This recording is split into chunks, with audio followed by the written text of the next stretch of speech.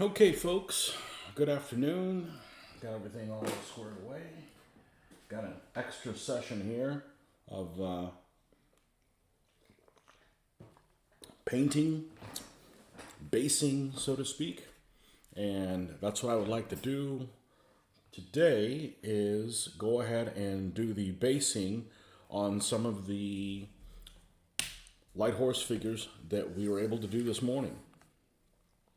So, this morning we were doing the basing here on these figures, the light horse, and we have put the new goop. The new goop is not the Liquitex stuff that is not available anymore. It is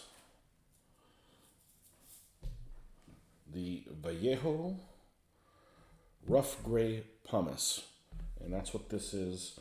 And it's supposedly a similar material. It is a finer grit. It is more abrasive looking, so it looks. It's got smaller chunks in it. Definitely, we're going to paint up the basing on these three light horse, and see what they look like. This will be the first three elements to be done of this army, of which consists of many elements. Because not only do you have their traditional 12 elements, but we're also going to have a Moldavian command stand, that's 13. We're going to have another option for the artillery, that's 14. 3 stands of Polish allies, 17, and maybe a few more units after that. So it's going to be almost 20 units probably for this army. A lot of them are skirmish type units, as these light horse technically are. They're skirmishing type units, so you only have 2 of them on a base. So even though it is a lot of stands, many of the stands are not going to have a whole lot of figures. So anyhow, it's going to be a 2022 project, and hopefully by the end of the year, we can get all the versions of this army done. So. All right, let's start off with going ahead and doing the basing, the base color on these light horse. And we're going to use the same colors that we've done in the past for our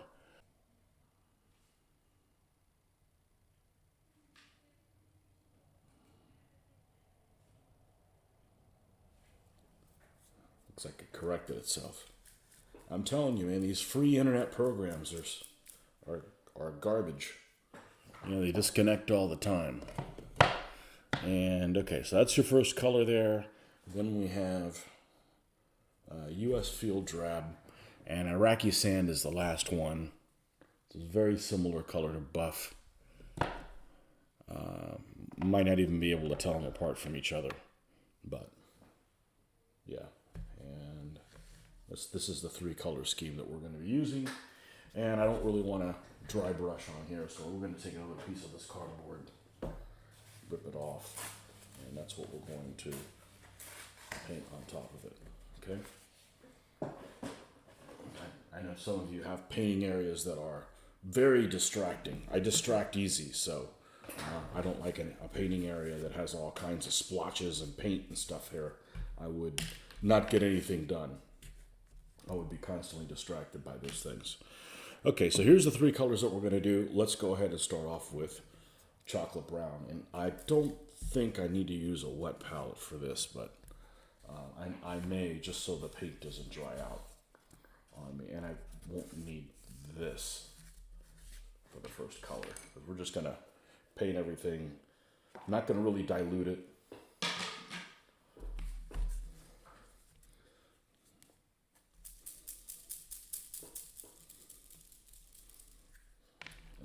This is good old Vallejo chocolate brown. And this is the one that is nearly dead. So we're going to try to get every little bit out of it here that we can. Yeah, I don't know how successful it's going to be. It may be deader than I thought. I've got another one of these floating around here. is.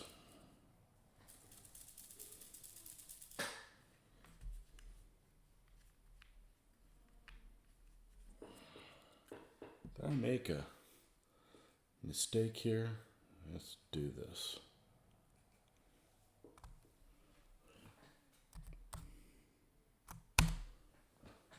Let's try that.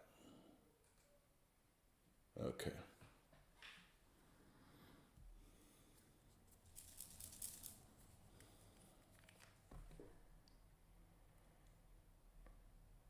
And we're going to put a fair amount of this stuff out because I lay it on pretty thick when it comes to the basic. Now, let's get a brush that we don't love so much.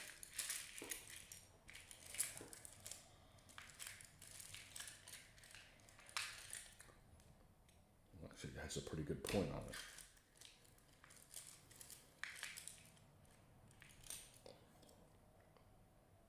Oh, well, that's a pretty good point. How about a crappy one? How about this one right here? One that's been through the ringer.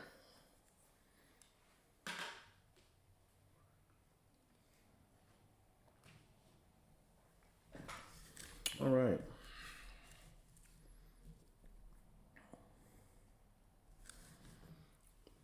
Let's get some light over in the area that we're working in.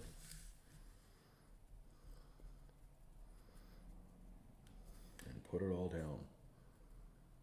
And we're going to try to avoid these little rocks that we have on here because I'm not going to repaint them, but I am going to like dry brush over them. So the fact that they are a core color of granite, I mean, it's actually what these little rocks are. They're little samples of granite from a granite mine that nobody had a use for at work, and I just commandeered them. And they work great for little rocks. But I want the base color of those little rocks to stay that color, and that helps them pop out. Now, if I end up going over it a little bit, it's no big deal, but I would like some of that color to show, just to give it some individuality. And you can see them a little bit. I'm going to try to use this big brush as much as I can, this bigger brush as much as I can to get in between here. Because if I use a smaller brush to get all close to the horse's legs, the problem is these smaller brushes I have better uses for. And I don't want to wear them out on going over this surface is going to probably make this brush not very good, because it's kind of like painting over sandpaper. So it's definitely going to mess up this brush, but you know, so I want to use ones that I don't really need for precision, that they've lost their luster, so to speak.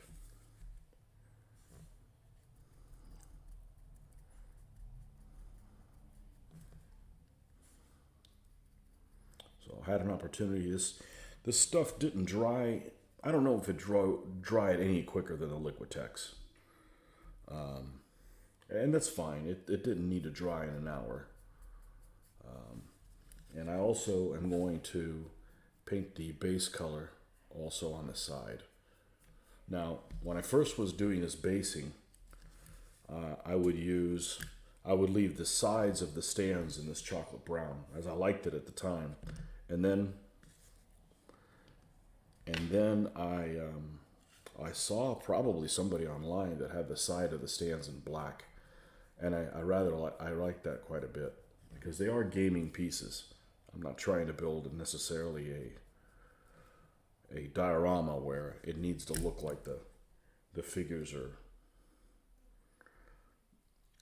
sunken into the battlefield. They are playing pieces, so at least that's, you may not like that a lot.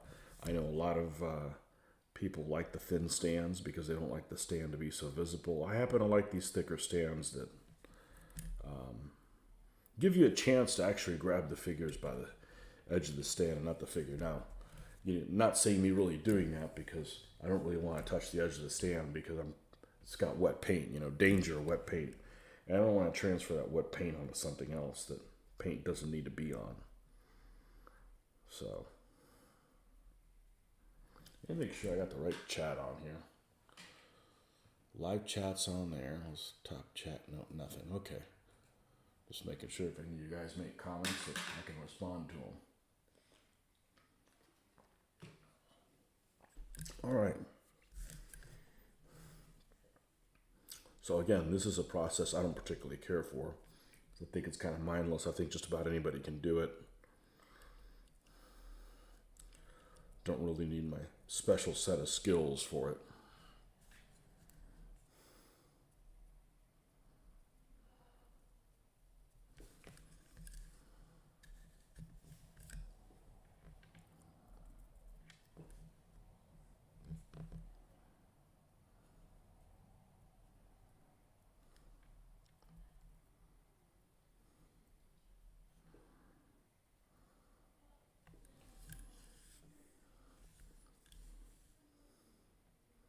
Now, all the figures are sealed. The only thing I don't seal on my figures is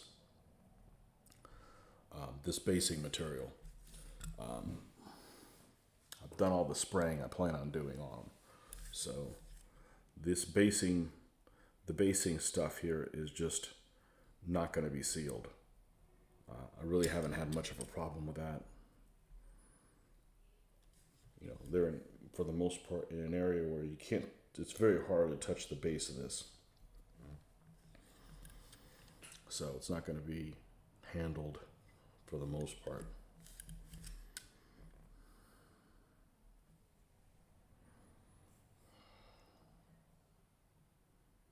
I mean, it wasn't until about 1996 when I first started painting 15 millimeter figures. Before, when I was doing 1/2400 scale naval and micro armor, I didn't seal any of the figures at all. They weren't flat coated. They just weren't. And I don't want to really go back to that system anymore. I'm spending way too much time painting these figures for them to get scuffed up or what have you. But that was also pre-internet. We didn't have these sites where we could share what we're working on or techniques or so forth.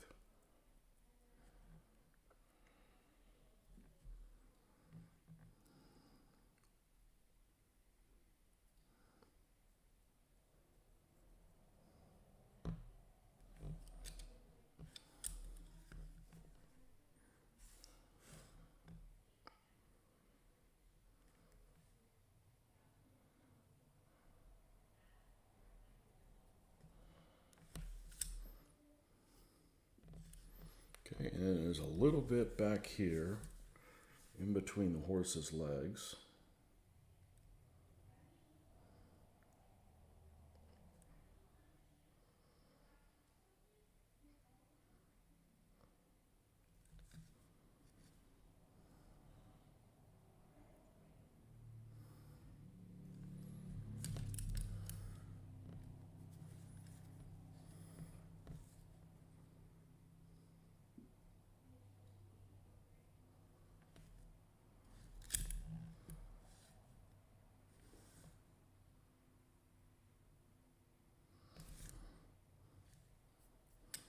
Okay, and that should be a wrap for the base color on this first stand.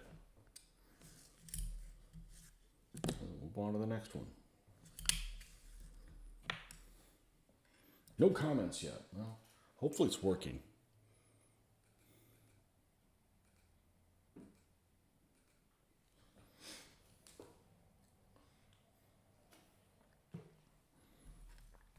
Never know with these internets. What could be working.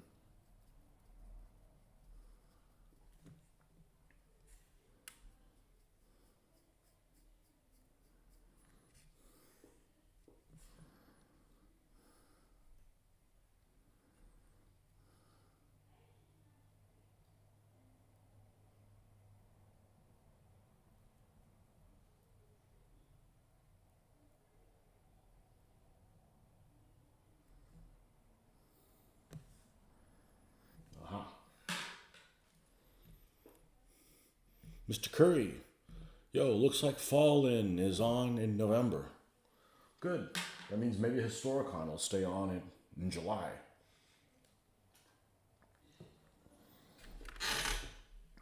Fall is a convention that I'll probably never go to. Just in the wrong month. I can't think of a worse month for me to attend a convention than November. That's anniversary month, and we're almost always traveling somewhere, so that's a deal breaker. And the other thing is we're going to make a 14.5-hour drive one way. We might as well go to the longest convention because the drive is still the same. So I know, is Fall still at the Host? I hopefully will never go to the Host again, ever. The last time I went there was just embarrassing. It's embarrassing that it was in the condition it was in. And that was in 2018. It was a shameful shape that was in.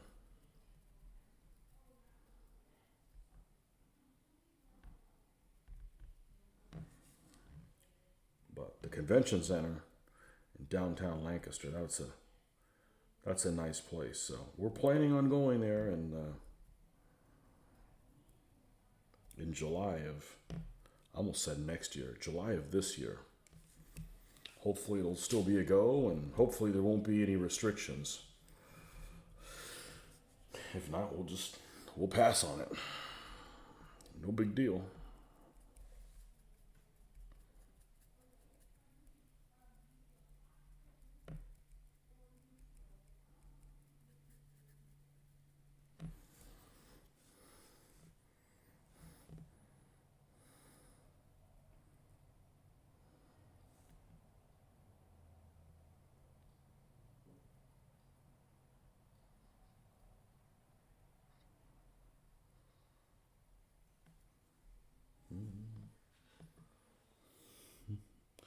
Three and a half hours for me. Yeah, it's in the same location. They've renovated it recently. I don't know. I think that Host, last time I saw it, it needed to be demolished. It was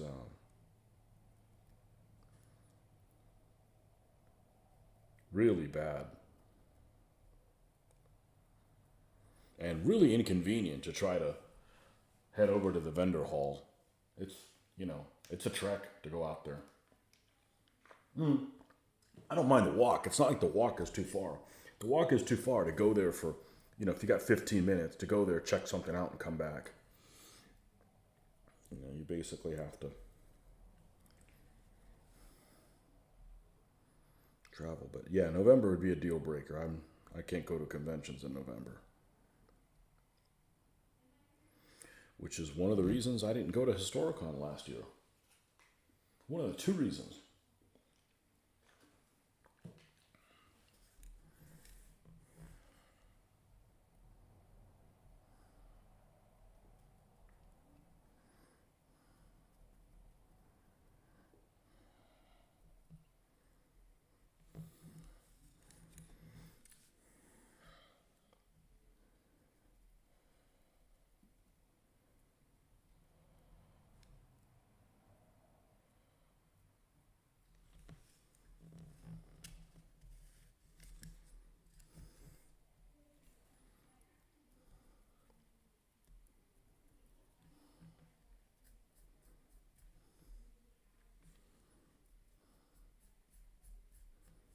And every time I've gone to the conventions, there's like less and less of an incentive for me to buy something.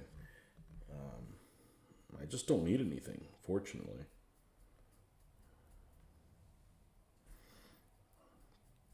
I've bought too many things in the past. I like the flea market aspect, especially if it's something that's not available anymore.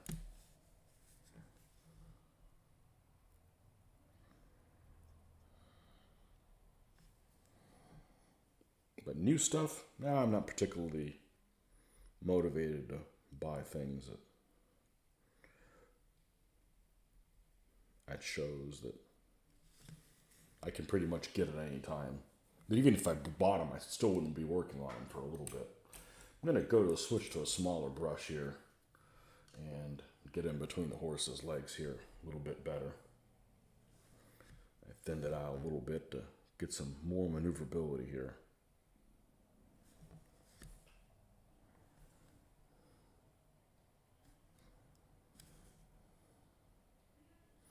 What was the convention that I heard recently that they canceled altogether because of some union-related problem?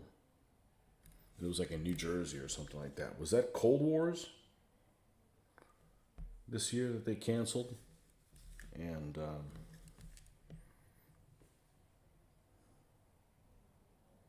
there's Ocean City, Missouri. Ocean City, Missouri. That'd be a misnamed place. I was considering there's no ocean there. Ocean City, New Jersey, I think, or something like that. You'd love to go to Historic Con again. I'm not far away in upstate New York. I've talked to friends about it. Yeah. I wouldn't want to go alone. That'd be boring. Boring drive.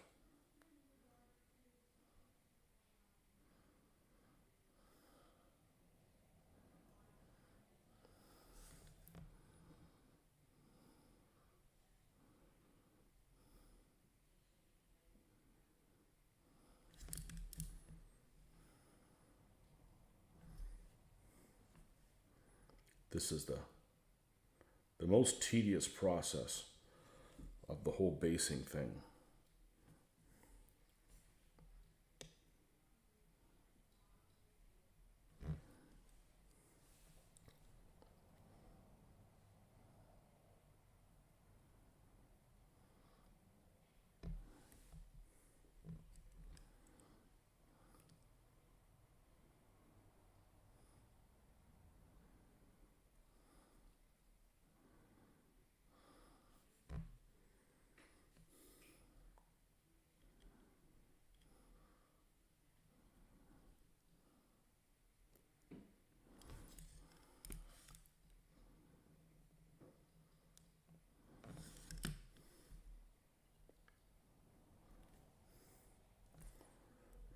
Get in here.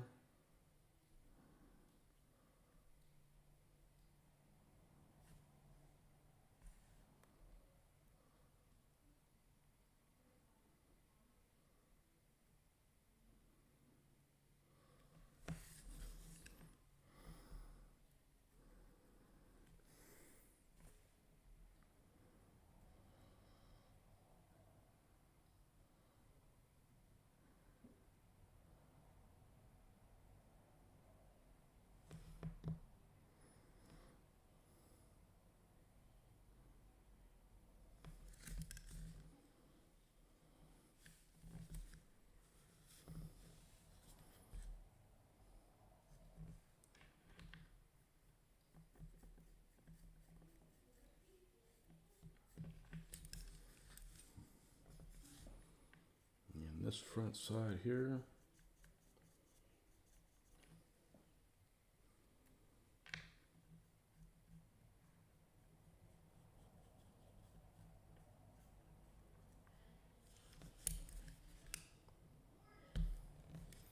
All right, now I'm just done. All of a sudden, I got like really sleepy. There you are, Patriot. I'm back already. I am. I want to see what these guys look like.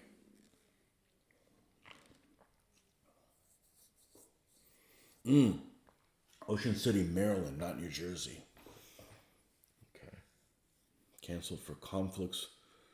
And, yeah.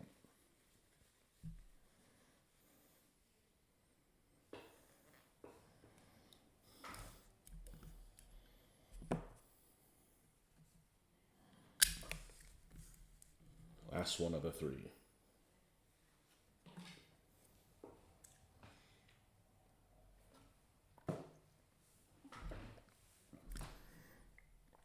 I want to see what these figures are going to look like. And this stuff dried.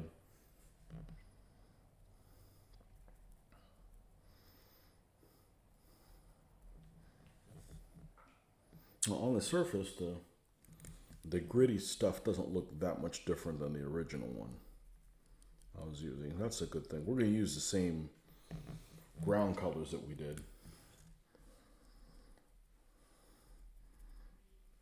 And hopefully they don't look too out of place.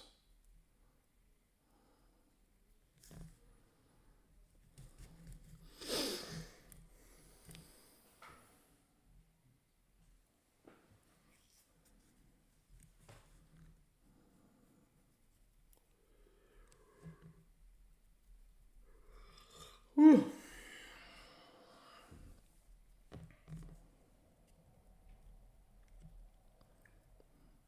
So after we cover everything with this, we're going to do kind of a wet dry brushing with the US Field Drab, and then on top of that, we'll do a light dry brushing of Iraqi sand.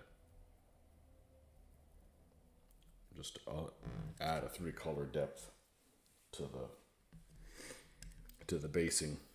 I'll be honest with you, I got the reason I picked the colors that I did was from a Flames of War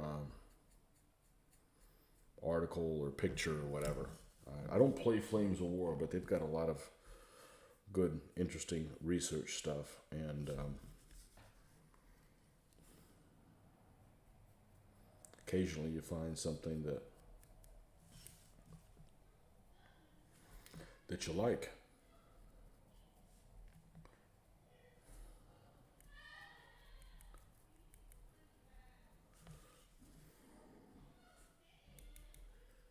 And by going onto their website, it actually shows you what the finish little products of, depending on what colors, three colors you used.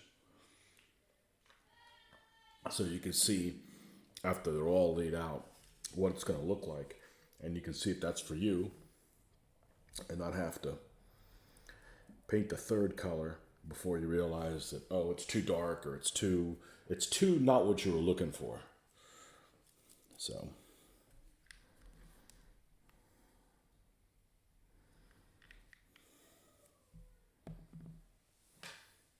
it's too not what you were looking for. And then you don't realize that until you're done with the figures. Now you have to go back and redo them, or suck it up and just deal with them how they're painted.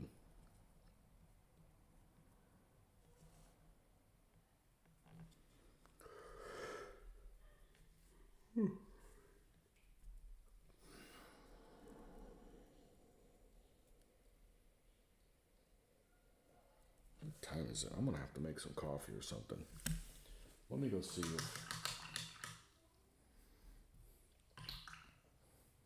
because I'm yawning quite a bit. Stand by here, folks. Let me see if I can do something that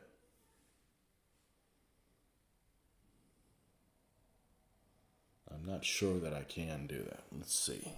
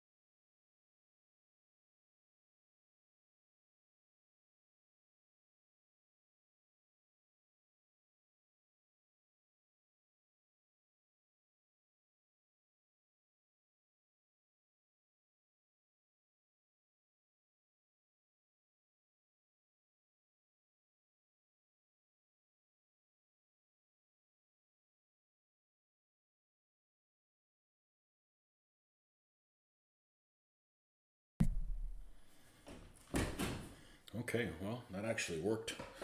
I didn't know we had some instant coffee packets. Yeah, I just need a little pick-me-up here. All right. I don't think I had any coffee this morning.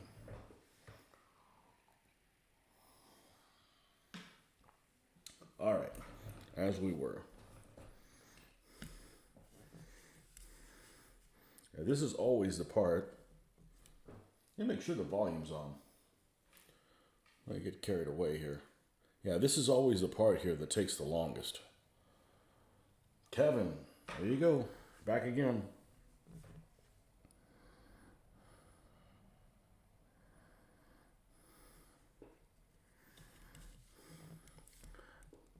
Back for more.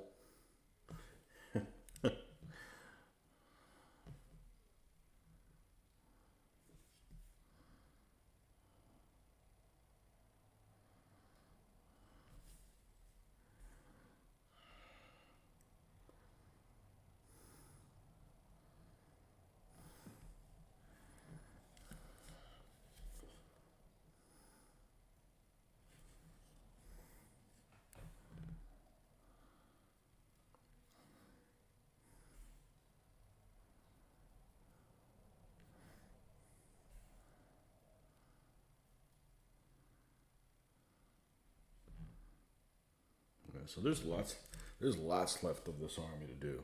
I mean, like lots. What's that warning thing? This stream lower than recommended. Recommend. What's going on here?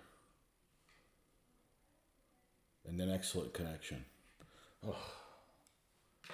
I don't know. You guys use this stuff? You got any recommendations other than OBS? Because OBS seems to be these free programs, just they're not very reliable.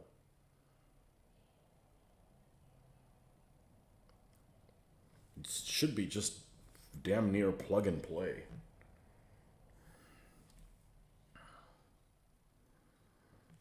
It's actually, I find that it's a miracle sometimes that I've actually been able to do any of this stuff. Because sometimes these things are just difficult to figure out.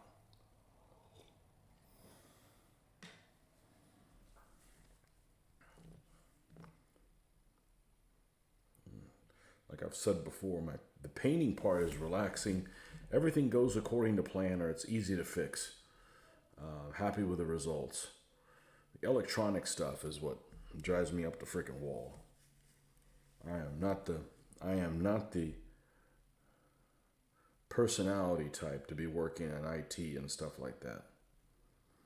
When things work fine every day and you do it next time and it doesn't work and you can't figure out what happened, and then the next time you do it, it starts working again like it's never messed up before. It's like just things that just don't make any sense to me. I'm just not curious enough, and I'm not really interested in how the sausage is made. I just want to eat sausage. You know what I'm saying? So that's why I just stick to painting.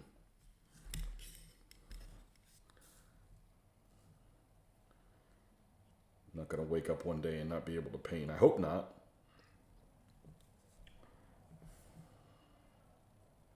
We have too many things to do.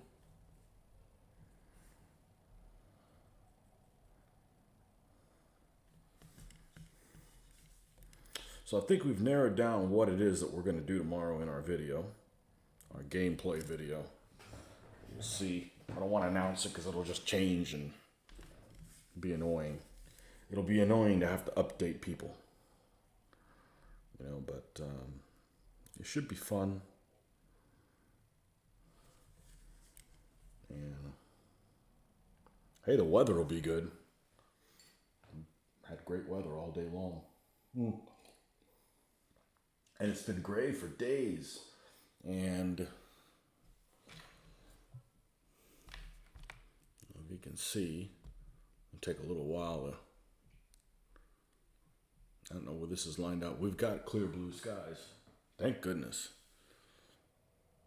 Yep, there it is. It's like a 30-second delay in the time I move this and the other stuff. So, yeah, now it's all happy and stuff. I can't deal with that with the grayness. I think today's high was on 47 or something like that, which is that's really cold for the high to be only still in the 40s. That's kind of unusual. It'll dip into like 18 and stuff like that here, but you know, the high will get into the 60s and then it'll dip again. But middle of the day in the 40s, that's pretty cold for here. Nothing I can't handle. It's just cold is unusual. I can handle all the cold you could throw at me. As a matter of fact, we spent a good amount of time between last night and this morning outside and really didn't get dehydrated or anything because it's very moist. So I'm going to do some fire pit stuff tonight too, so looking forward to that.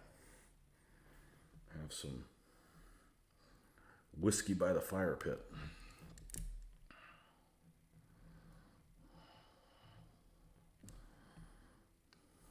Just a little bit. Just to say I did it, more than needing for it to take me somewhere different.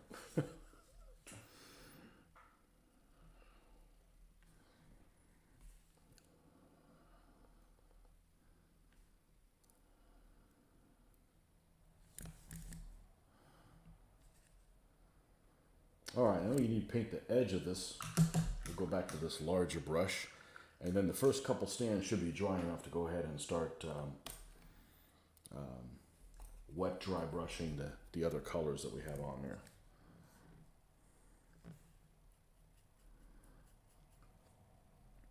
So the thing about painting with acrylics is you get really used to the fact you never have to wait for anything to dry to continue painting. It's not like, well, I've done all I can do. I've got to wait for the paint to dry now. No, you can just keep going right on top of it for the most part. Unless you're doing something that's dry brushing like, and you don't want to mix the two colors in. You want to keep them separate from each other so that it adds the layers of differentiation on there. So this guy's completely done. Make sure I don't have any paint on me that I can transfer over to the other figures, and we'll just pop these guys off gently and go back to the first one I did. Now, we're done with this chocolate brown. Field drab is the next one, and I'm not going to use the wet palette for this because I don't want, there's no point in putting the paint here and then brushing it on this cardboard to get most of it off when you could just put it right here. There's no point in a wet palette giving it extra moisture just so I can dry it off. Doesn't make any sense. All right. Ooh. All right.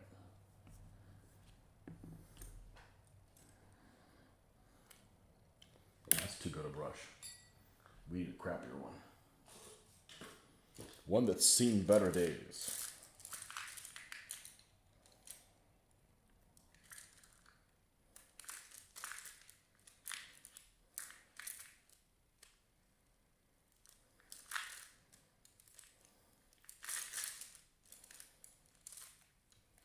Maybe this one right here. Maybe this is our candidate right here. Mr. Dirt, good evening or good morning to you.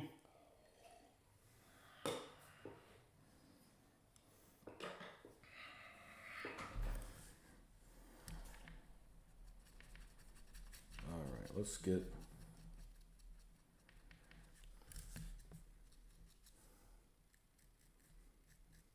this on here.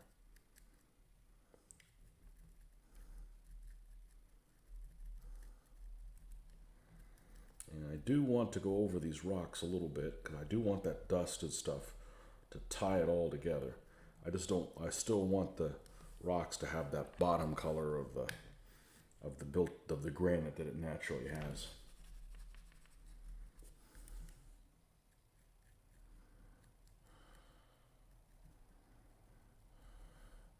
Yeah, the grit on this compared to the Liquitex is more abrasive looking, but finer pieces.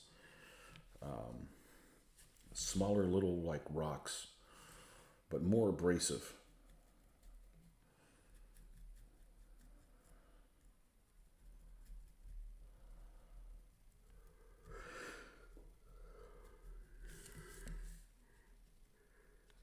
Go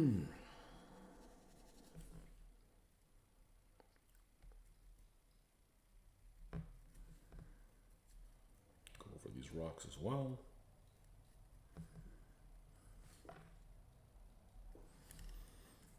And we're going to use some different basing stuff than we normally do in most of our armies. I picked up some stuff I went by a hobby store in a town about 30 minutes south of here that happens to have, I think the only miniatures they had is like Warhammer type stuff, but they had some tufts by Gamer's Grass. And we're going to use that stuff along with some of our other products that we have, and base this whole army like that. Now we're still going to do the edging in black on the end of the stand. Edge of the stand. I happen to like that.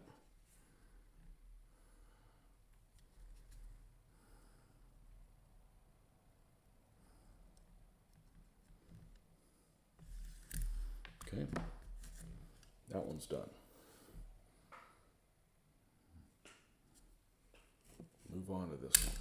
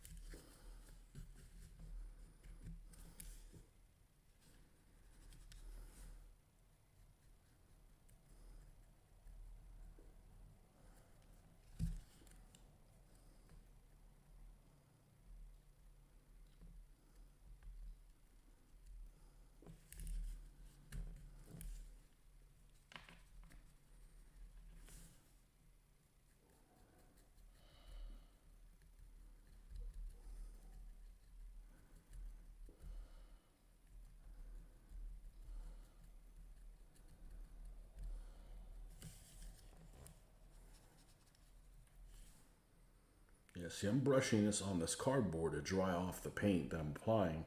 There's no point in having the paint and putting it on a wet palette where it's just going to moisturize it. It kind of defeats the whole purpose. So this is about the only kind of dry brushing I do. Is this?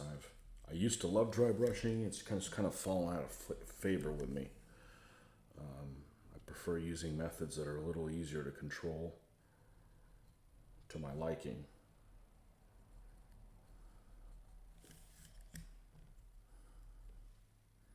But that's just me. I did dry brushing for many years.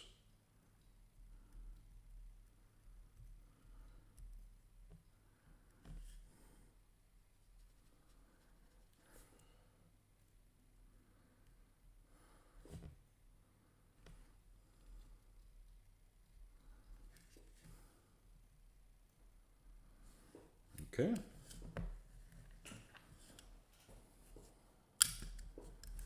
Now this still has some wet spots on here. Let's see if I can do this, or we're going to have to punt and go back and work on these two stands and ignore this first one.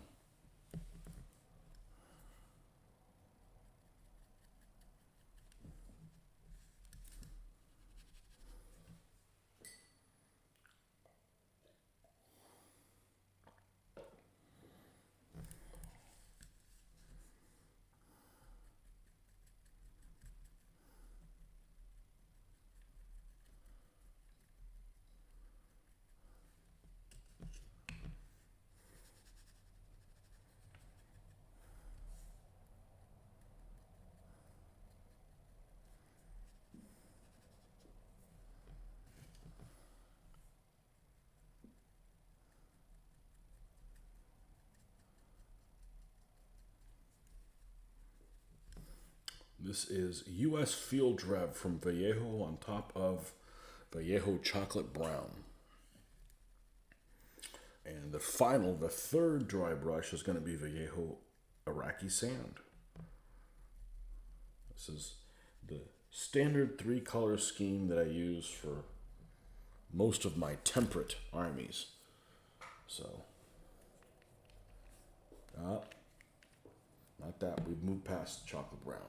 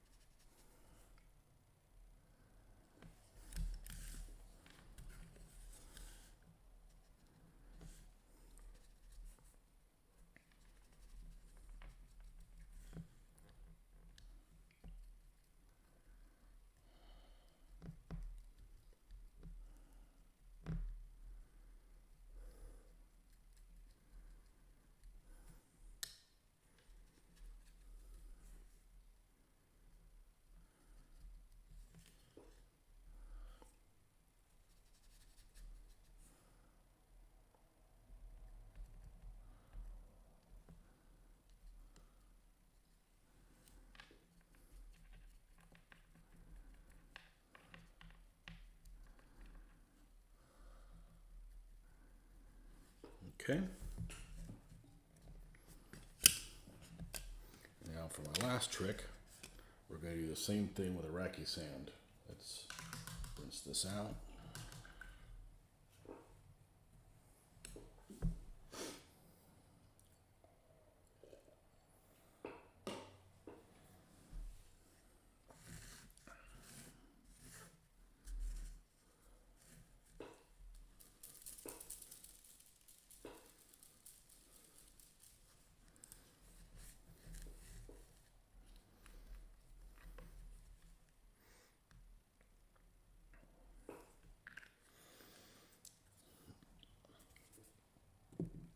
Like how the paint bottles just come and they consume all my space. Like invading. The next thing you know, you're painting over here in the corner because you got paint bottles everywhere.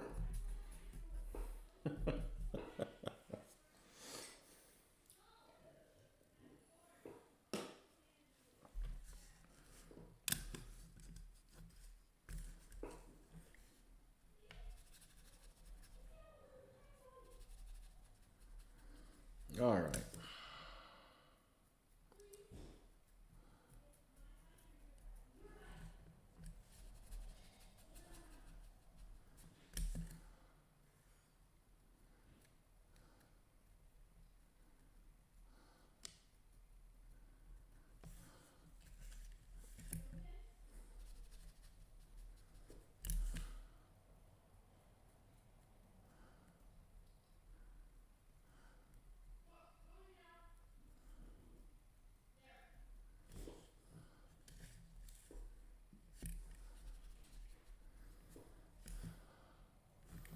Let's go ahead and prep something because I already know what's coming up. Let's take my black paint and we're going to go ahead and put it upside down because we're going to need that to paint the edges of the stand. One thing I read one time is really cheap craft paints have a higher proportion of filler than they do of color is not what I'm thinking of, but they have a higher percentage of filler than they do color. Okay, and because of that, they have a flatter appearance than say Vallejo paints. So if you got your craft paints that are under $2 a bottle, such as Folk Art, for instance, they have a higher percentage of filler. It makes sense, right, to keep the cost down. But in so doing, a filler is actually very flat. So when you're looking for a cheap paint to say maybe paint the edge of your stands, remember, I'm not doing any sealing on my stands. Okay, so the last thing I want to do is paint my stands with something that's semi-gloss-ish, and then I've got to come and somehow take care of and make sure that that's not shiny. That's why a suggestion somebody gave me a while ago was actually, you can take this basing material, not this one in particular. Well, you may be able to do it with this one as well, but you could take like the Liquitex stuff and mix paint in with it, and then I could save a step. But the problem is the Liquitex stuff and this stuff as well is kind of a semi-gloss finish. So I really don't want the ground coverage to be semi-gloss looking, or the next thing I've got to do is I've got to spray this stuff down, which that's going to cause it to get too thick on the figure, and I don't want to do that. So I don't want to stick paint in with this stuff because that's going to involve me having to come back and fix that. So so when I paint the edge of the stand here in black, the black is from Folk Art paint. It's really cheap and it's very flat because of that. And it's not actually why I did it. I did it because, if it's going to get scuffed up, I wanted to use a paint that was cheap. I didn't want to go through tons of Vallejo black at it. And it's kind of an added benefit. So here you go with the three colors schemes. Now we're going to do something to the rocks to bring them out a little bit more in a second. But let's knock the other ones out and get them all to the same step and see how they look. Then we'll come in and tinker with the rocks. We're going to give them a kind of a light wash. Just a little bit. It just adds a little bit more flavor to the stand. I know in real life you could have rocks that are almost the exact same color as the ground, but I want them to pop. Otherwise, why did I bother even putting them down there? If it was just gonna all blend together, what was the point in even putting them there?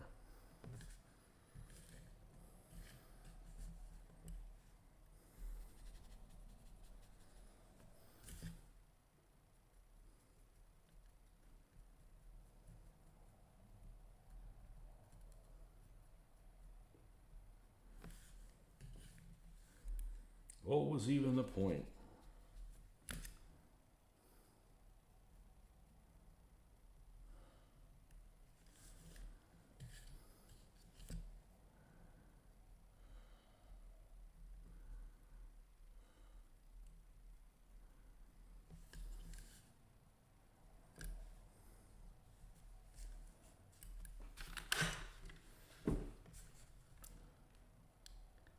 There we go.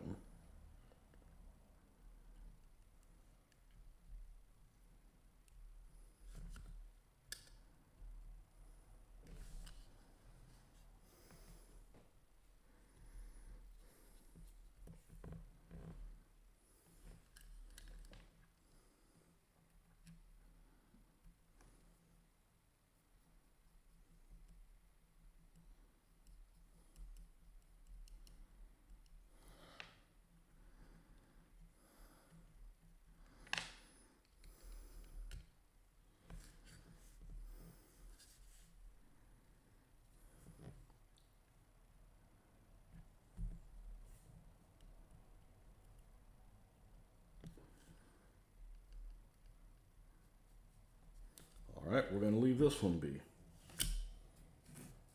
We'll do the third one, and then we'll do paint the edges of the stand.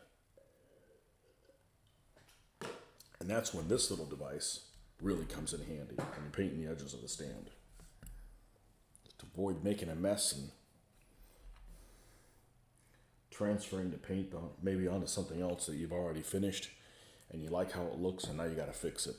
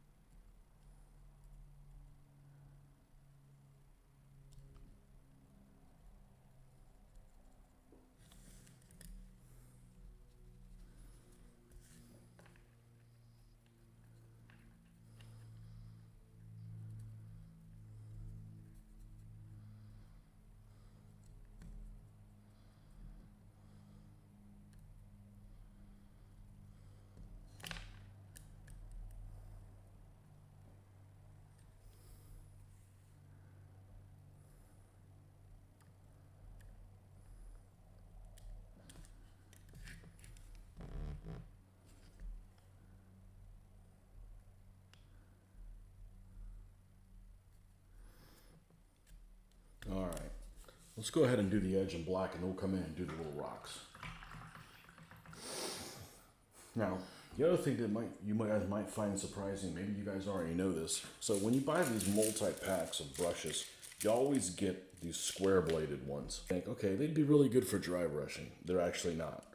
Oh, they'd be really good at maybe painting the edge of the stand because, you know, you're painting an edge, so you've got a brush that's straight. But that isn't the case either. So you're better off just using a regular brush that has a standard shape when you're painting these edges, I've found. What's wrong with my internet connection? It's hopping all over the place. It says excellent connection, but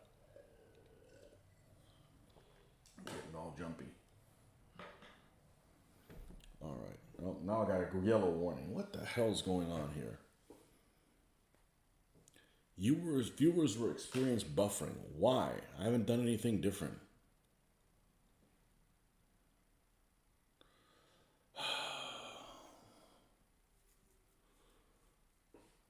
I don't know. You guys have a lot of buffering. I'm not sure how to make it better.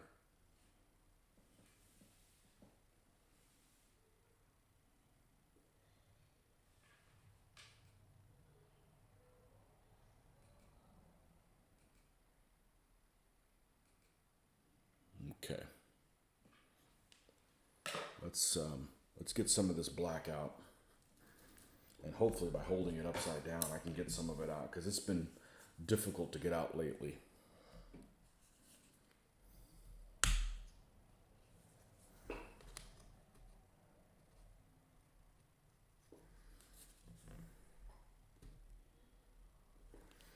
You know, I figured out what I've had to do recently is just open this thing up and just grab it from there.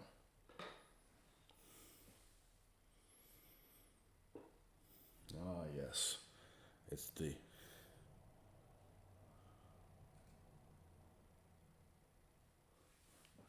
Russian bots, as we like to call them.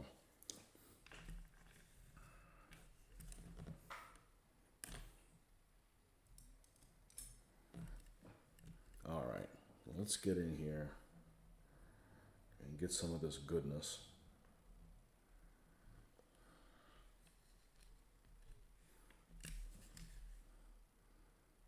And we're just going to run it across the side.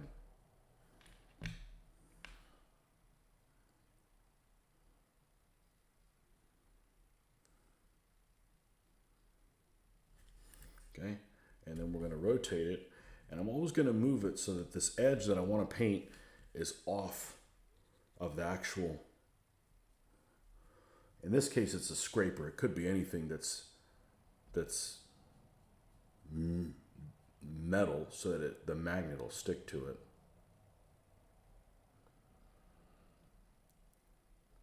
And we'll just rotate it again.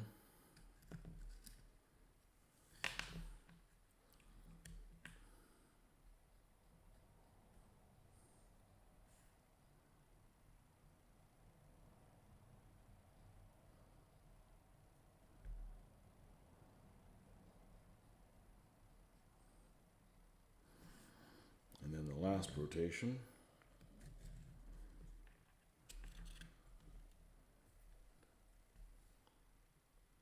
Just trying to avoid touching the figure. I don't want to put too much pressure on them. And then, if you saw how these guys glued down with the epoxy, they don't have a very big footprint. So I don't want to add added stress to the figure, because they've broken off at the legs a few times, a few of my Essex figures. Not in this army yet, but in other ones they have definitely have weak ankles and that kind of stuff. I'm going to take these two guys and gently move them over here, let that dry. Okay, same thing. Let's put this over the side.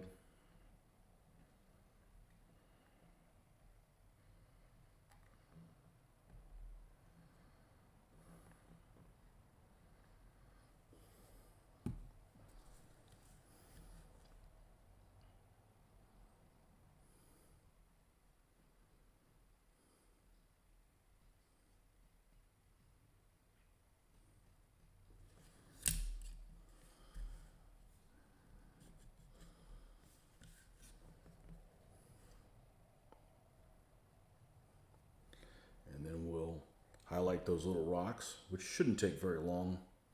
And then we're ready to do the tuftage.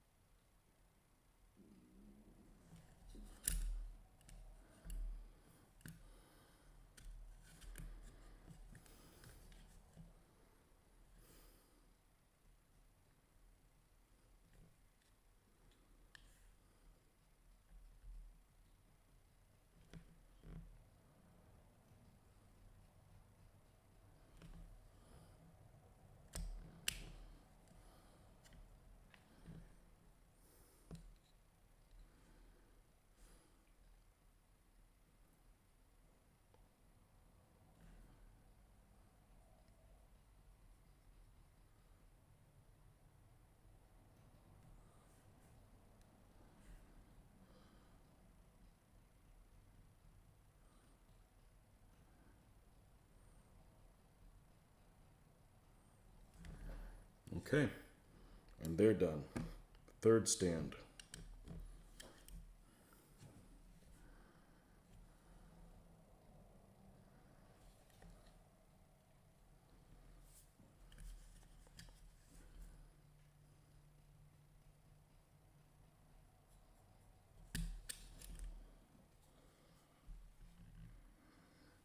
What's going on here?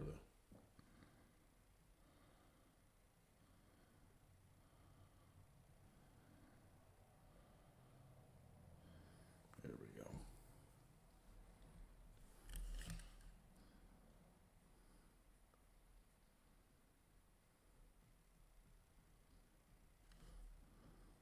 Rotate.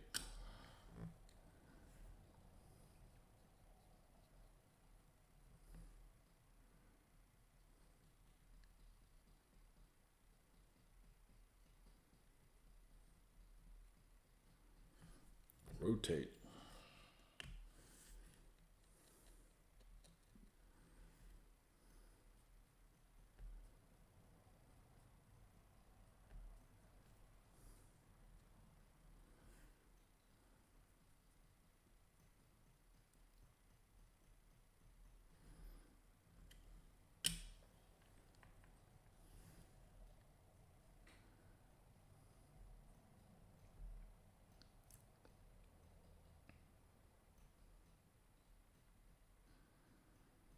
Okay, let's close this back up, and then we're going to grab the color that we've been using to highlight these rocks. I believe it's called pale sand. It is very off-white. Just jumped from one war game stream to another like a hussy. That's okay, we'll take you. Thanks for coming by again.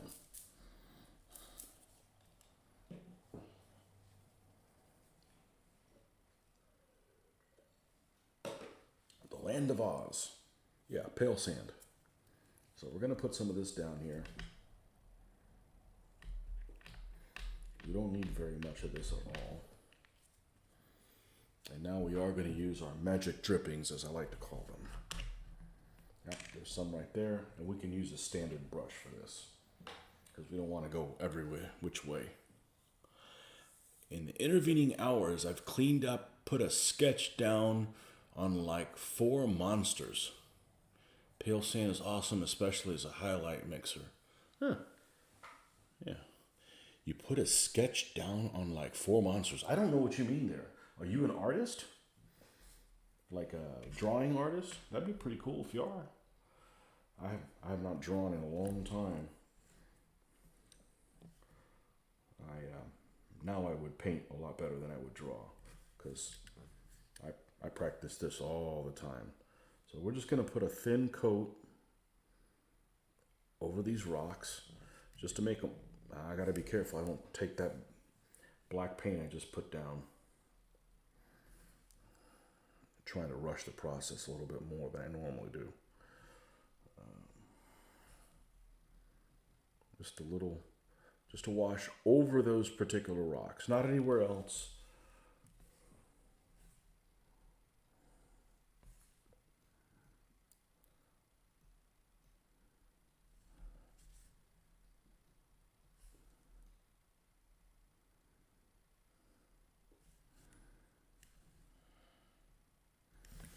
just in those spots, so they pop a little bit. Let's see if we can.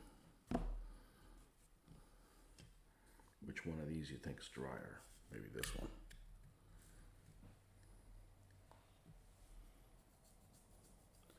Gives warm, desaturated highlights. No, I did a zenithal undercoat on 2 owl bears, a troll and a cadaver giant in 15 millimeter. That's got to be, is it those splintered light figures? They make a lot of that stuff. I did zenithal when I was doing the those plastic dinosaurs I was painting. I gotta go back and do some more of those at this point. But I want to, again, I started this project. I want to finish this so I have something to show for it. But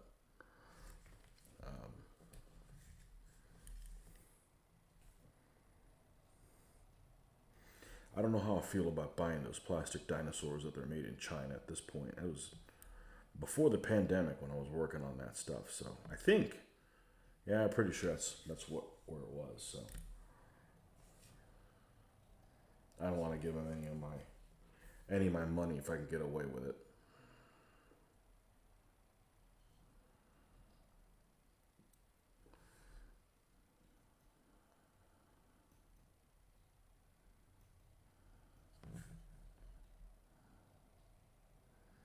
Okay, we did that one too. Last one is this one right here.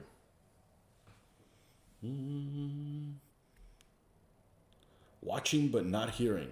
Watching football in a loud bar. Hey, whatever works for you, man. I'll take it. These are alternate armies. Oh, okay. But Splinter Light are really nice. More 18 millimeter, which has skirmish base more. I'm not a fan of Splintered Light. They're kind of unusually shaped. They're kind of slender and an awkward, almost malnourished look. I don't care for the look of them. Now, with that said, if I sculpted my figures, they wouldn't look as good as Splintered Light. I'm not a sculptor. No experience doing that. I did some minor modification on a few figures, like the Pope, for instance. But I wouldn't even consider that even remotely sculpting.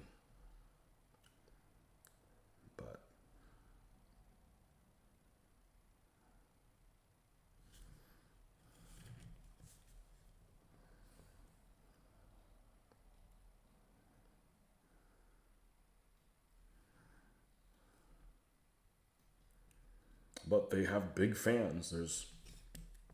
They were a big draw at one of the shows in Georgia because they were, their Splinter Light is in Georgia, in the United States. The United States, Georgia, not, the Republic of Georgia. And they were a sponsor of some of the tournaments several years back, but I never really cared for them. I've never really cared for them. I have a few of them. They're just awkwardly malnourished looking. They don't grab me. Regular miniatures do awesome dinos at 15 millimeter for cheap. Yeah, I can't do those. I got to do the big ones. I got to do the big plastic ones. Half the fun is looking for them on eBay and stuff, like eBay and Amazon, and trying to gauge, what it is. I bought a pack of 3. I finished a Stegosaur, and I've got an Ankylosaurus that's a third of the way painted, and then I got what's the third one it comes with? I want to say it's a Kentosaurus. They're all defensive dinosaurs. So at some point, I had a wild hair up my ass that I want to do a dinosaur game, kind of like a Pig Wars game, Each group, you'll run a certain kind of dinosaurs, and they all have a mission. You might have a big sauropod that got a couple babies and they need to get off the board, and obviously you've got all the predators that need to go after each other, and I just needed an excuse to. I actually picked up a couple set of rules online, pretty much on the cheap, and figured that might be a good starting point. But yeah, I don't know if I ever get around to it. The terrain is just, that would just be a lot of stuff to do. But anyhow, another project for when I'm retired. But that was my first love when I was a kid, was dinosaurs. You know, when I was under 10 years old, I used to know them all, and then they keep discovering new ones, and I just can't keep up with them. That, and so many of them have stupid names. I mean, these people that just like failed advertising big time. They allow them to name dinosaurs. Like Utah. They discover a new raptor in Utah, so they call it Utah Raptor. I mean, come on, get the hell out of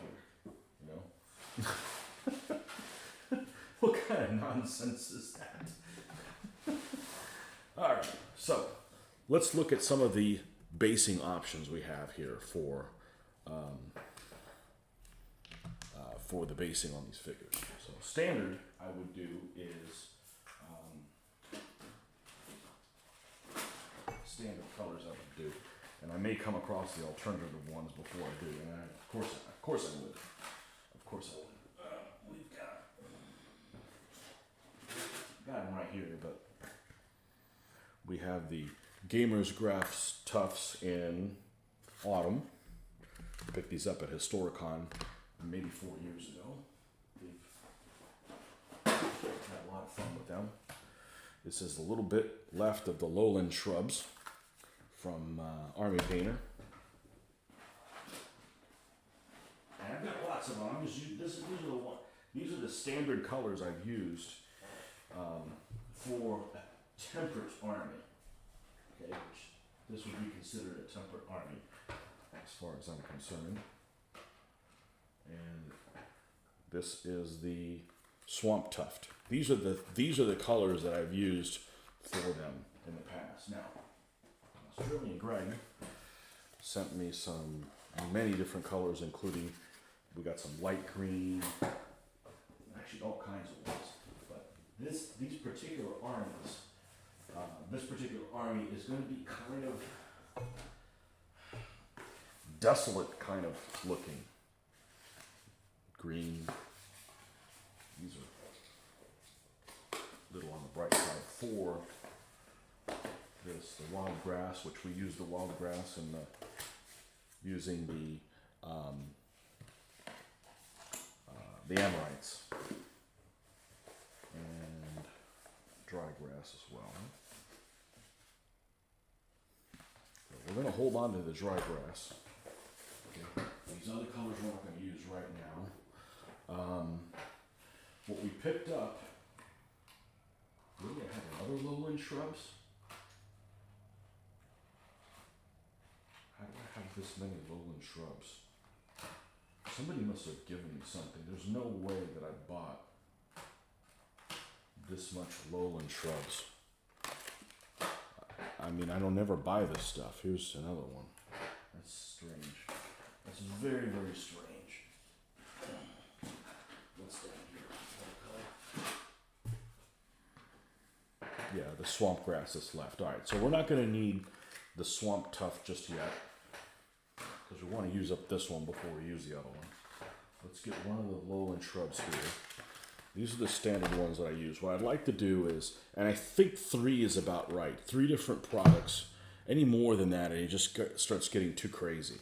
So what I plan on doing is substituting one or a couple of these with some new colors that I have. Okay.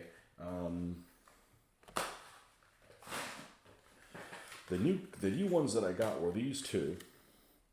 This is also Gamer's Grass, but they are some irregular shaped stuff, which I had never seen these before. These amoeba shaped type grasses. This one is autumn, and this one is dark moss. So we're definitely going to use dark moss as one of them for sure. At least I'm thinking we are. Again, I've not used this mixture of things on here, so I may actually not like how it turns out. Okay, so we're going to use dark moss. Now that's pretty pretty dark. So we're going to use that as one of them.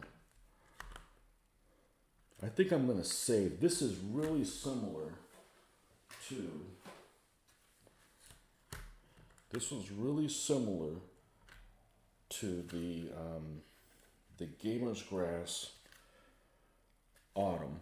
Well, it is autumn. It's just irregular shaped. So I'm going to hold on to these that are all square, and we're going to use that as possibly the second one.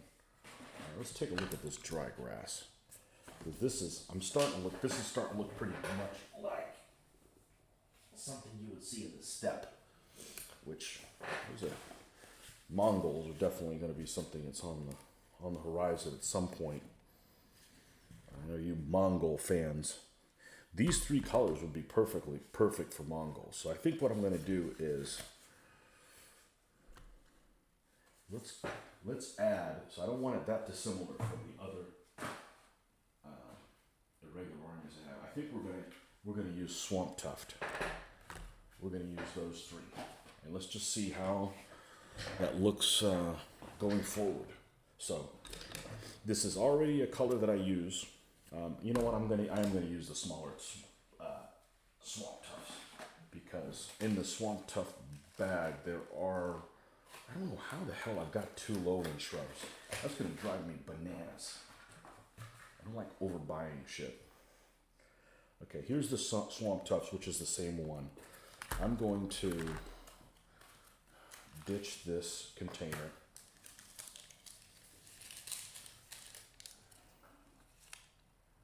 And we're going to put these in there with it. Okay, get rid of that container. All right, so this is all the Swamp Tuft we have. So we're going to use Swamp Tuft, we're going to use this Autumn, and we're going to use this Dark Moss. That's what I'm thinking that we're doing. All right, so let's go ahead and pull some of these off. Now it's 3 stands. I'm going to want like 4 on each one, just for starters. I do want the ground cover to look. So, oh, you know what I didn't take into consideration? I didn't take into consideration the grass that they may have on there. Oh, crap. Let me see if I can find one of my temperate looking basings. The Pope's a good candidate.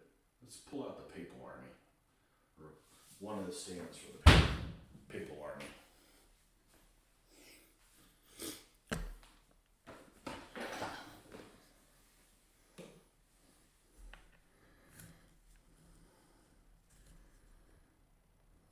Because there is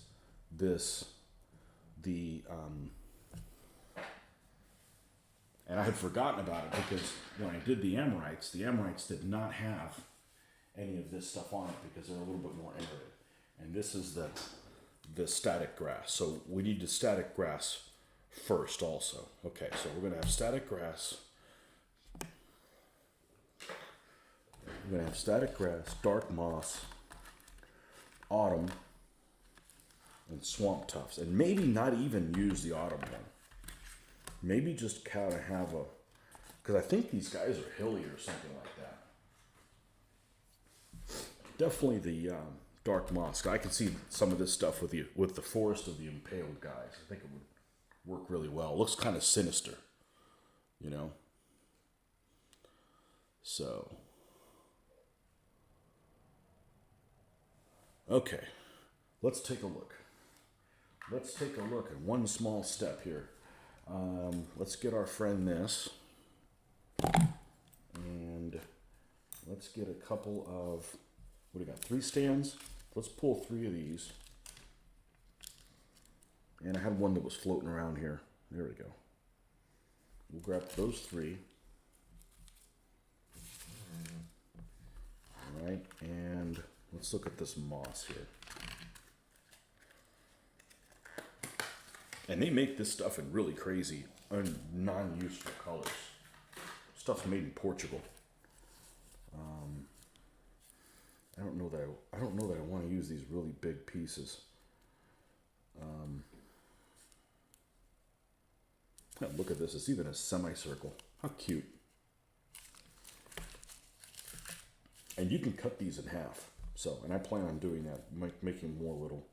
So we got a semicircle here. Let's just use a semicircle. Let's see what this is involved. Okay. And a little round one. Okay. And a bigger one. Now that I know that I can go somewhere local and get this stuff, this is a little easier to come by. And there's no reason really to cut these down to smaller pieces. Let's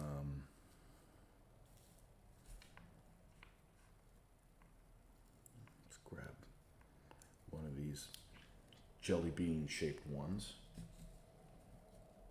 Okay, so that gives me about enough to put one or maybe two on each one. Okay. Maybe a little baby one just for good measure. All right.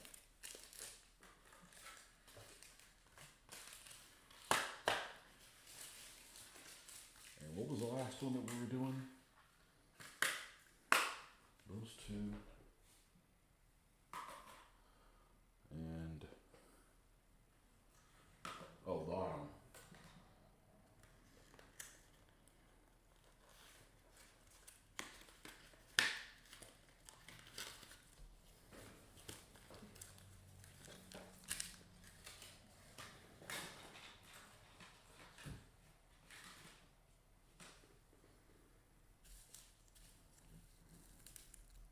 I don't want one that are particularly large. Two. As I grab one that's particularly large. Three.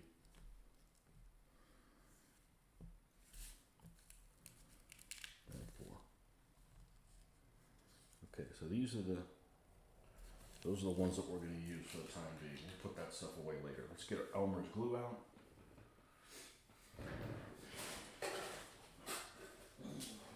As you guys like to call it, PVA.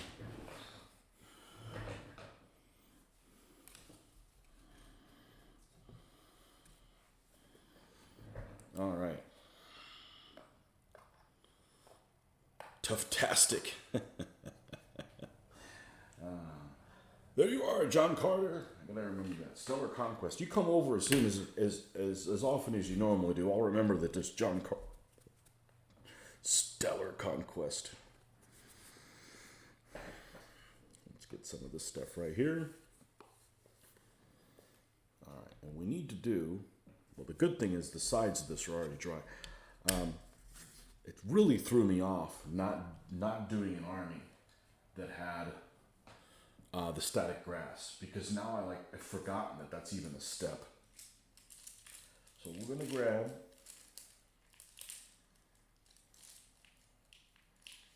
a brush that I don't love so much, another brush that I don't love so much.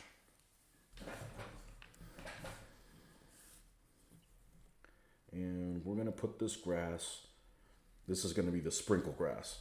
I'm gonna tend to use this in places that maybe I need to cover up a boo-boo. Okay, almost kind of like a filler within the filler.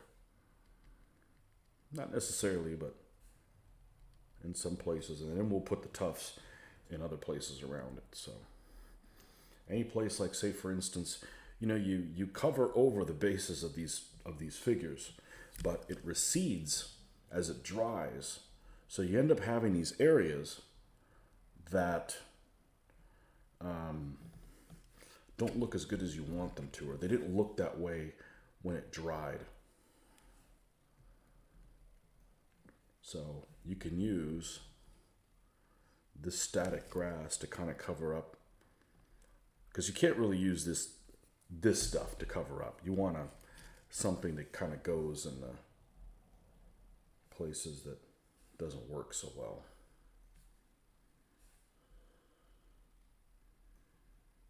Okay, and that's probably enough. Now, I don't want to do all the glue and then come back and do this, because what happens is it'll dry a little bit. Now, I need to grab a container that you can catch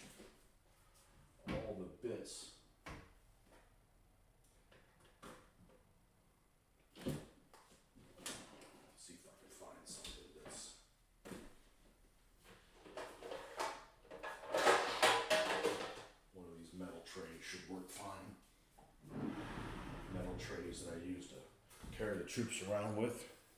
And this is what I'm talking about. You magnetize the stands and you put them in a baking tray like this.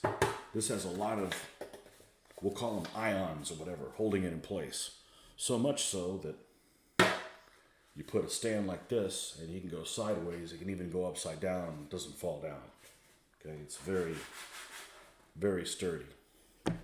So what we're going to do is, I don't know if I can show this on camera. We're going to shake this stuff up.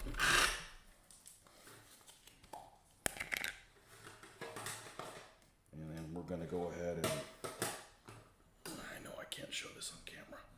Let's see. We're just going to sprinkle this on top of it.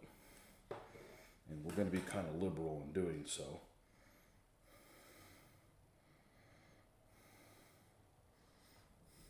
And then I'm going to use the back of the brush here to kind of get in those places.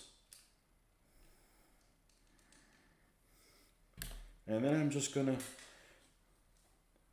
tap it off. And that's where the static grass is going.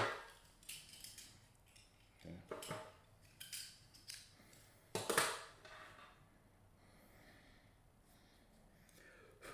So there's plenty of opportunity in places that the static grass isn't for these guys, these tufts, to go on top of, okay?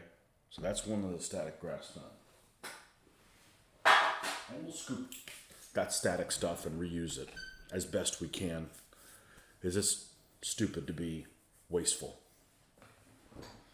It's dumb to be wasteful. Why be wasteful if you don't have to be, you know? All right.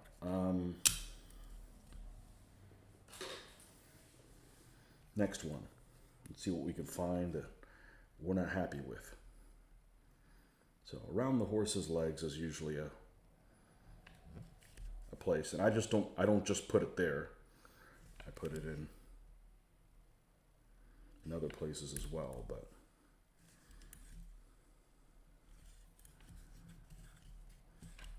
having a mixture of different materials and stuff kind of makes it look varied, more interesting.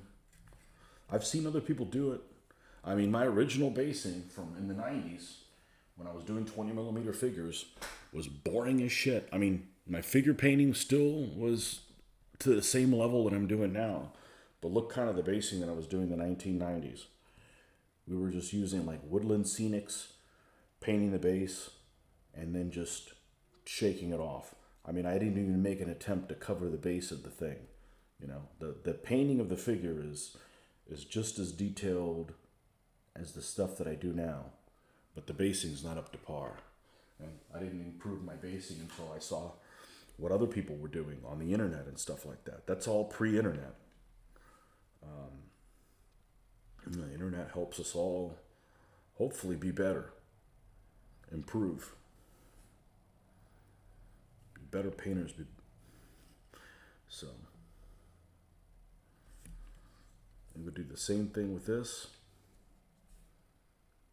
There's no point in covering everything up, because then why did I even bother covering this? Okay, but we want some variety of different stuff here. And then again, we'll do the same thing.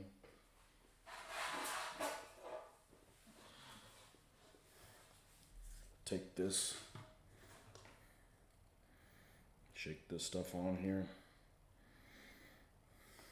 I mean, you're using even less than, you're wasting more than you're even using.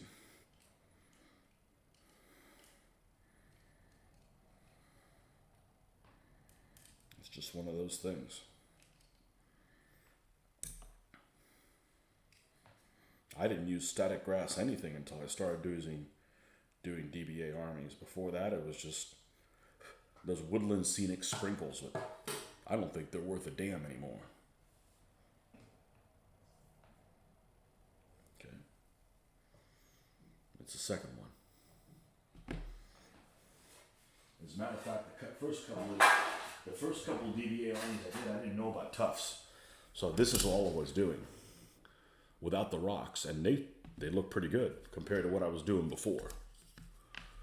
Did I see hexes and soldiers Ace method of applying static grass. I have not. I'll have to check that out. Hopefully I don't like it, because then I'll have to change my whole painting method.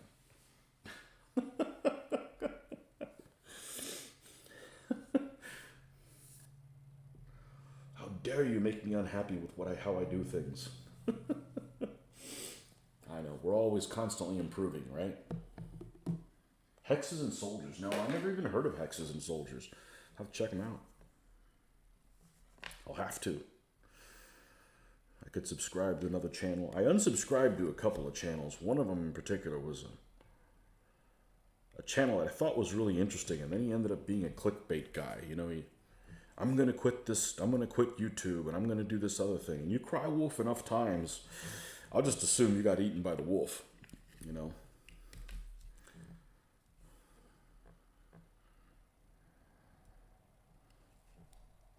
I'm not one of those people. I'd like to think I'm not one of those people. I felt bad enough that I was announcing what tournaments we ended up doing. And the 1 year we did that and made videos about it was, of course, the freaking pandemic, and none of it came to pass. So I'm really freaking annoyed by that, because I'm not defined by that adjective of saying I'm going to do A and not being able to do A. But, you know, hell, everything was out of our control. These last 2 freaking years, so I'm not one of those people that says, hey, I'm going to do something and then I don't do it. I'd rather just be vague and not say I'm going to do it, you know. I don't like people that do things like that, so I try not to be one of those folks as well.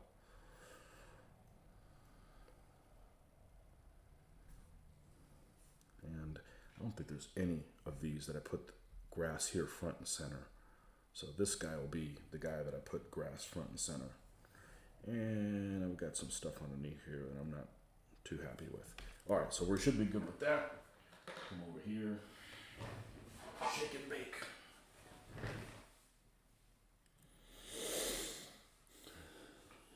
He put the grass in a squeegee bottle and he squeezed it out onto the PVA. The action made it static and stand up. Huh. I'll have to check it out. This static grass I've had for about 25 years. I bought a 3-pack of this stuff. And I use so little of it. I try not to waste any more that I can get away with. And it's just, you know, and I'm not the most prolific painter in the world, so I still have enough of it. But it came in 3 pretty good containers. They had like a shaker top. It's made by a company called Scenic Express. It came like a multi-pack of different grass coverings. We'll reclaim this later. I'm gonna waste your time on that. Oh, I am gonna need it. I am gonna need this. All right, we'll leave that one for last. All right, so let's grab one of them. We're gonna need more polyvinyl acrylate. Isn't that what it was? Polyvinyl acrylate, PVA, PVA. Elmer's glue here in the U.S.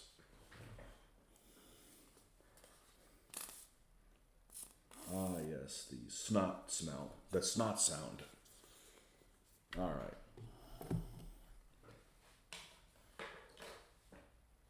Stay. Good dog. All right. So let's find out who's going to be inhabiting this corner over here. These big ass tufts here. Let's see what this looks like here. I may not like this color on there. I honestly do not know. Let's just put it down there, and you know, if it comes down to where I don't like it, I'll just replace it. It's not that big of a deal. I've never had to replace groundwork like this before, but I suspect there's probably a first time for everything.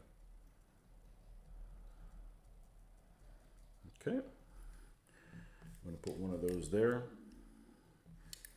And because we put that one there, let's put this tall one. Let's put this tall one right here. I could pull more of these out if I need them. I just put a kind of an assortment here so I'm not having to get the package for every single one. Now I can tell you right now, one thing I'm not a big fan of this material versus the Liquitex is the Liquitex is thicker. And when I put these tufts down, I push them in to the material, and that helps them grab a little bit more. I don't think that they're in any danger of possibly falling off, but it is just something I'm going to have to get a little bit used to, doing it a little bit differently. You know, I had to get used to the Liquitex before I used the Liquitex, so now I have to get used to this stuff because the Liquitex is not made anymore. Unfortunately.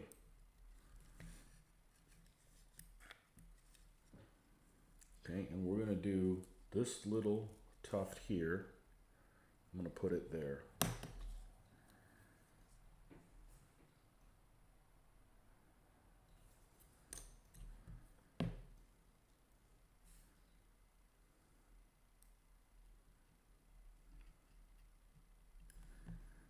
Okay.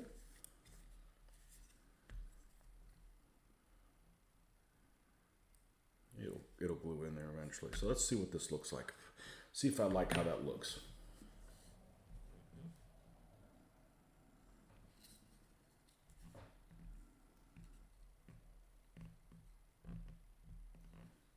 And obviously we'll rub some of this off.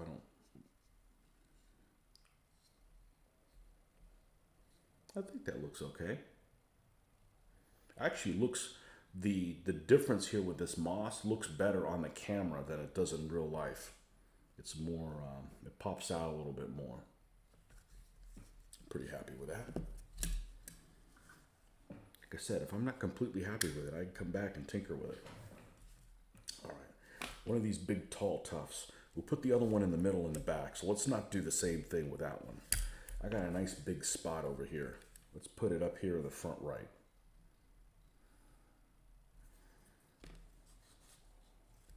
And let's use this big one. And I could cut it down to size if I need to, but I'm fine with it being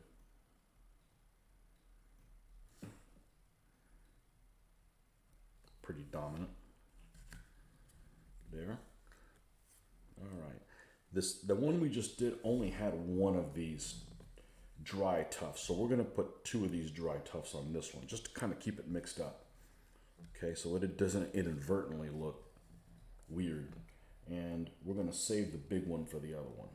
Okay, so we're gonna use these two, and let's put one of them in the middle here.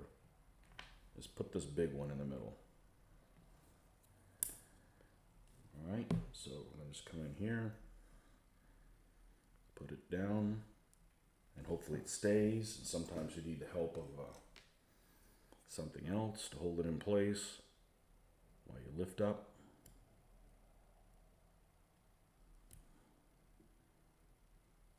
Okay, let's make sure that it's down.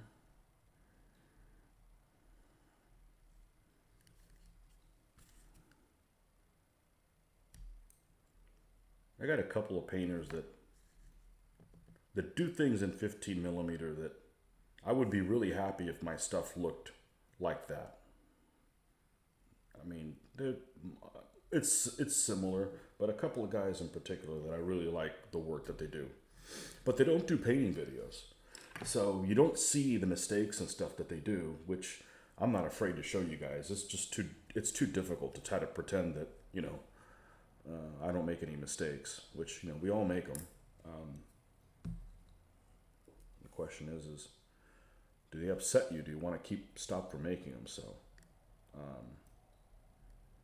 but the stuff that they do is really good. But, you know, I'm sure they make mistakes too. They know where they are, and, you know, like I said, I don't try to edit my stuff. It is what it is. You're gonna see what it turns out. I'm gonna put this little semicircle I'm going to put this little semicircle around this little rock. Around this happy little rock right here.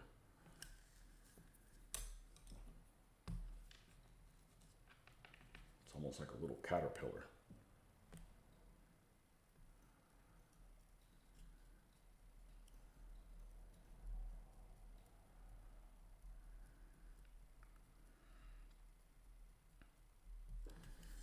Okay.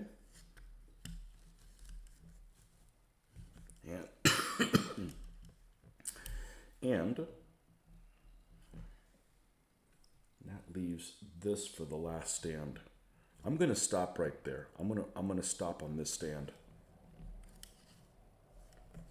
Okay? And the last one, these folks right here.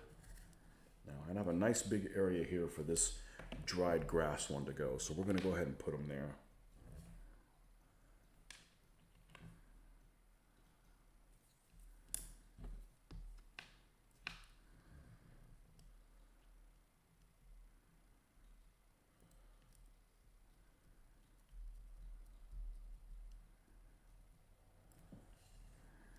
Okay. We're going to put this little moss mold here over by these rocks. We don't have any ones that are all the way on the left-hand side of this color. So we're going to put it here. Likewise, we don't have any of these tufts on this side. So we're going to put it growing over here next to these rocks.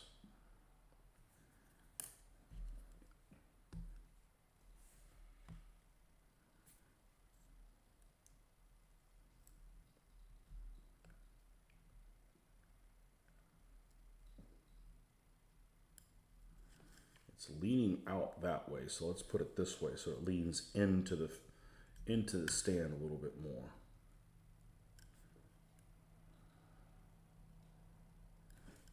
Okay, and that leaves Mr. Mossy here to go right here in the middle.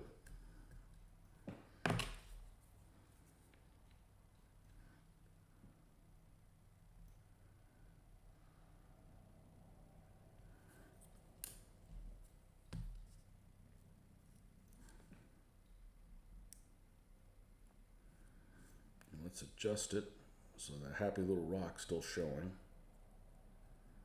Rock on.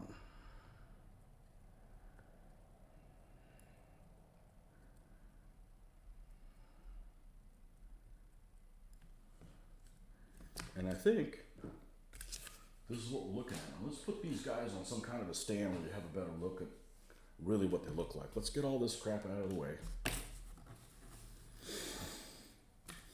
Get all this crap out of the way. Let's get our little white foamy.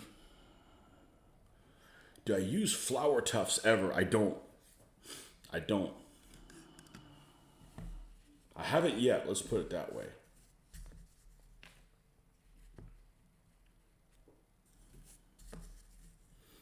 And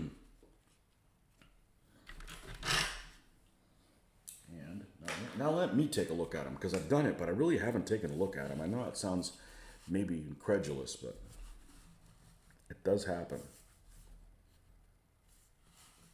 And this is what these guys look like. This is the 3 stands of light horse that are for this army. Whether I do the Moldavian version or the Wallachian version, it's still the same. These 3 guys will be mandatory in both versions. So, anyhow, that's the deal. That's what they look like. I think that's look okay on camera there. Anyhow, that was, yeah. Chunky base forever. Well, you know, it's a playing piece. And it allows you the chance to try to move them by the edge of the stand and not scuff up the figure. Or even if you're careful, sometimes you add extra pressure and you'll bend the figures in. You want to try to avoid doing that as much as possible. Use a chunky base, you know. Yeah. Hans Zeton, welcome. I haven't seen you in a long time. Yeah. you're a convert to 3mm deep bases. You know, this is all they had when I started in 2004. They now have the 1.5mm. The 1.5mm is almost twice as expensive, if I remember correctly. So not a big incentive to, to do a thinner base that costs more, that could possibly warp. These guys aren't going to warp. 3mm base is not going to warp. Now, I will do one other thing. I'm going to move this guy off to the side. Now let's show you what it looks like next to some Italian Knights. Not that they would fight together, but the Italian Knights have the Liquitex basing, not the Vallejo basing. And honestly, it's not that different. You can tell that it's bigger pieces of resin. It's not as sandpaper-like, like this. I use the same 3-color dry brush technique, so that part is the same. There's some tough differences here. We've got these lowland tufts on here, but we still have some of the other similarities. But yeah, I'm okay using this Vallejo for moving forward. I think even I could probably still use it to add elements to an army that was based with the Liquitex if I had to. I'm going to hold on to that half bottle of Liquitex like it's made of gold, though, because you never know when I'm going to need it. But I think that it's comparable and it doesn't look out of place.